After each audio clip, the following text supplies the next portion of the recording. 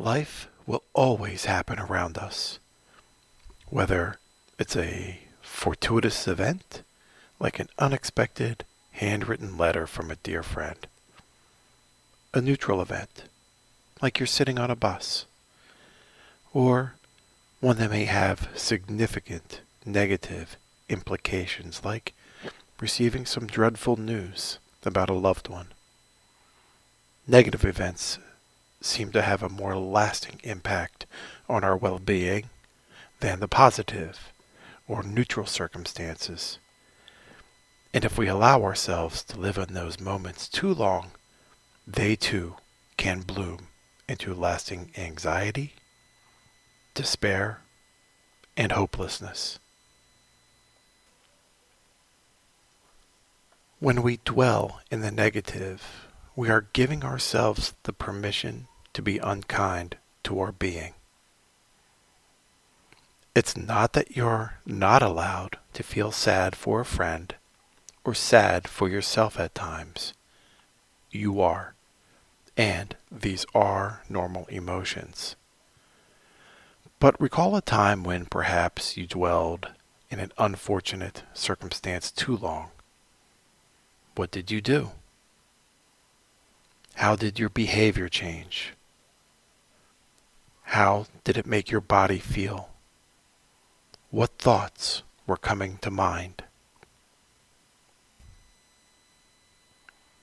Now, recalling that same instance, what brought you out of that negative mindset? You may answer friends, family, or perhaps even that long-awaited vacation. If you said any of these, or something else, you'd be wrong. It was you. No one has the power over you. That power of healing is something only you possess. No one may give you that gift other than yourself. Sure, others may point out or list the positives within you, but it is ultimately your decision to say, yes, these good qualities they see in me are true. And then you, no one else, decides to embrace them.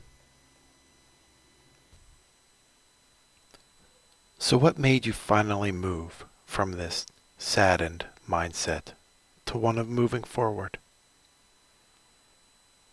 Maybe it was the realization that you are worthy, that you are not lacking or wanting.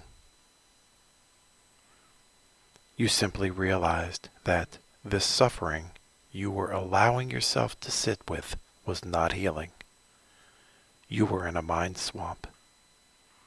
You let go of a past that was anchoring you in a place that was unnurturing. But now reflect on how long it took you to realize your worthiness. Was it hours? Days? Weeks?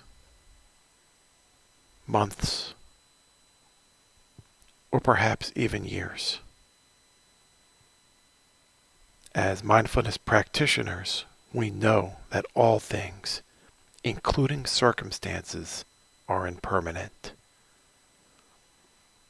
So, how may we move past our mind swamp into someplace more nurturing?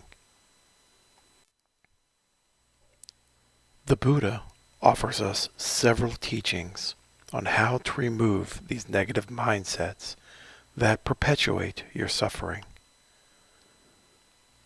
The first method he suggests, in a wonderful teaching, states, if some unskilled thoughts associated with desire, aversion, or confusion arise and disturb the mind, you should attend instead to another characteristic which is associated with what is skilled. It is like a skilled carpenter who can knock out a large peg with a small peg.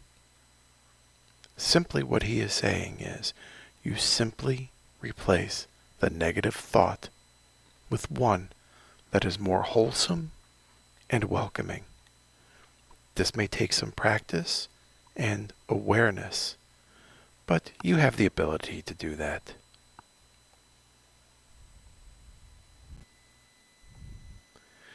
The second method or teaching that the Buddha offers on dealing with disturbing thoughts is scrutinize the peril of these unskilled thoughts by thinking these are unskilled thoughts. These are thoughts that have errors. Indeed, these are thoughts that are of painful results. It is like a woman or a man, young and fond of adornment, who, if in the carcass of a snake or a dog were hanging around their neck, would be revolted and disgusted, and throw it away immediately as soon as they noticed it. Here, you are recognizing that these thoughts are harmful. They have impacts, and will, without a doubt, perpetuate your suffering. When you are lost in your negative thoughts, you will continue to justify them. So, simply let them go. I would like to leave you with this about the power of your thoughts, again from the Buddha.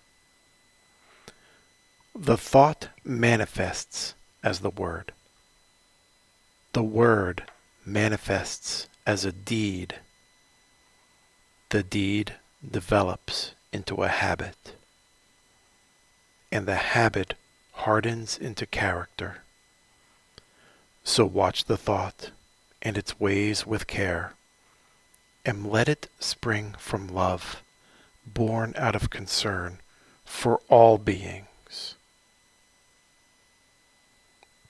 And with that, my friends, I wish you all peace, ease, and well-being.